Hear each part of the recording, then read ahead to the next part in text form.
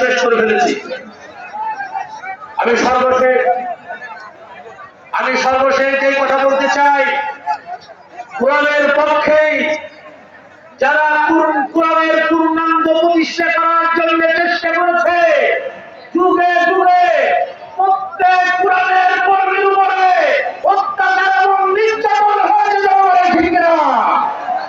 বাংলার জমিনে যারা এই কোরআনের পক্ষে ছিল, এই বিগত ১৭ বছর ইসলাম বিরোধী শক্তি কোরআনের কর্মীদেরকে নির্বিচারে হত্যা করেছে। জনগণের ঠিক না?